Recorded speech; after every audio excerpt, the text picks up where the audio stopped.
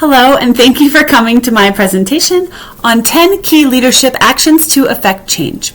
We're going to discuss these leadership actions in response to an emergency going on in our organization, and we are in charge of handling that emergency response. Number one thing that we can do when we are working with our key leadership actions is to ensure action.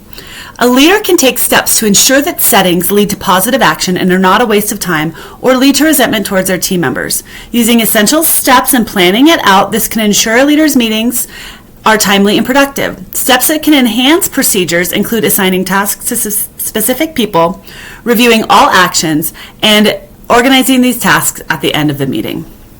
Step 2. Assigning specific tasks to specific people. When assigning tasks that need to be completed to the group, it is best to assign tasks to individual team members. Assigning a task to the group without responsibility may lead to the task not getting completed or being done with inconsistency. Barrett, 2019. When a task is assigned to an individual, there are options for that individual to complete a goal, which builds confidence and adds reward to the task. When a task is assigned to a specific person, that person also holds responsibility for the task, ensuring that it is done in a consistent and timely manner. Step 3. Letting team members choose tasks they are qualified or aligned with. In research, deciding whether it was best to let team members choose their tasks and follow their interests versus having tasks assigned to them, the assigned tasks had a better chance of being completed in a positive and timely manner. Youssef et al., 2015. Assigning tasks can also aid in new employees' hiring and training process, leading to more transparency and accuracy in job descriptions. Task completion can aid in metrics. Employees who complete their tasks have measurable progress to show in their work and attribute it to employee assessments and compensations, as well as faster and more targeted responses to the issue at hand. Immediately reviewing all actions and responsibilities. Once tasks, that's a hard word for me to say, I apologize. Once tasks are assigned, any misunderstandings, we must review those actions. Any misunderstandings can be cleared up in advance. Barrett, Team 2014. Team member personalities can differ significantly. Therefore, a team leader must call in each team member who's assigned a task to ensure that they fully understand and are comfortable with their place in action. If a team was to have a member who is an introvert or uncomfortable speaking up without time to review everyone's tasks at the end of the meeting, that team member may not say anything and may keep it quiet. So we want to make sure that we have individual time set aside one-on-ones with each team member to make sure they're comfortable with their tasks and make sure that they understand the task at hand.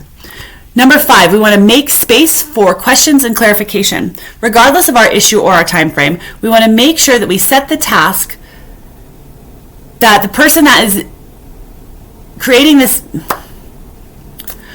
regardless of our issue or time frame, the action of making space for questions and clarification will set the task that a person who still needs clarification and may need a more extended period of time to get their task completed. When we're dealing with an emergency situation, having a team member that does not understand their task, knowing that in advance will allow us to move that on to another team member or get them support where they need it so that we can ensure that that issue is completed. We want to make sure that we have space and time for questions and clarification. That's going to go along with working with the press as well. We want to make sure that we set time after each press release so that we have time for questions and clarifications, but of course we want to have answers set in advance for a certain amount of questions so that we don't go off task. We want to provide, number 6, we want to provide a summary with assigned deliverables. What this means is we're going to assign a scribe or secretary for each task allocation process. This is going to give us a productive planning session. Barrett, 2014. Ideas can be free-flowing, especially in problem-solving meetings, and so having a person taking notes of specific topics discussed and running lists of any tasks assigned will ensure the outcome of the planning session doesn't stop when it's concluded. While some leaders may choose to have sessions recorded, it can be a barrier to progression if a team member needs to re-listen to an entire meeting to extract the data. Because we're in a time crunch and we're dealing with a present and an all-inclusive situation, we want to make sure that we can quickly go through the details of the meeting, and so we want to have that scribe assigned or a third-party team member assigned just to take notes and detail who said that they were comfortable doing what. We want to follow up on all of our action items in a reasonable time. This being an emergency, I would set that reasonable time at 90 minutes per actionable item. When information is gathered by the scribe and the action plan is outlined in the meeting review or in our planning session review, the leader will then have the information needed to follow up on the action plan, giving that 90 minutes and then reaching out to supporting team members to see if they've completed their tasks or if there's hindrance to their tasks. If a leader can provide adequate support, the team members will have the tools to be productive and successful. Barrett 2014.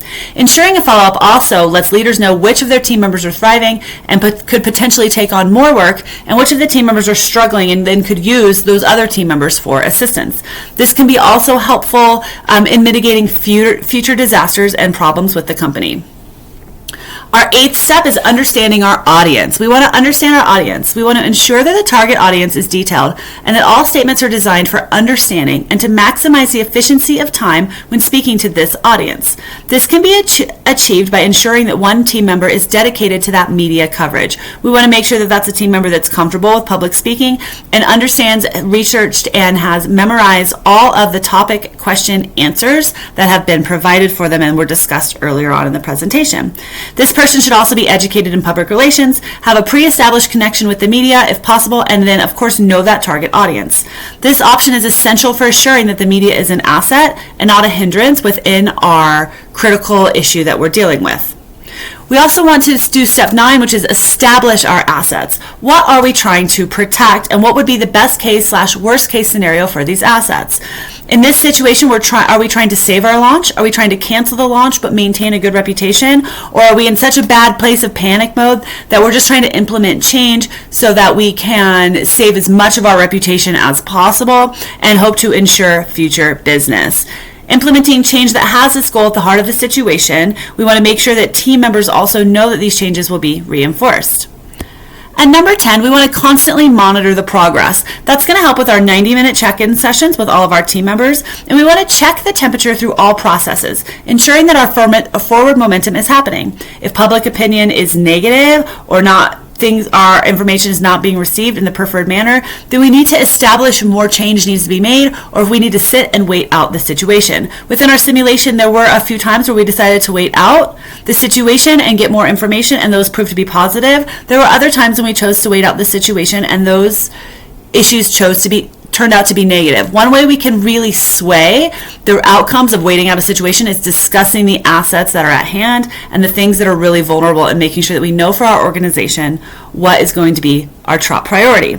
Handling these types of crises can be a great challenge for a leader, and having a leadership process before a situation like this starts, or at the beginning of the situation, taking the time to sit down and organize your steps that you can follow is going to help ensure that the leader has a more productive and hopefully more effective positive change within their organization when dealing with an issue. Thank you so much for sitting with me today. I hope you have a great day.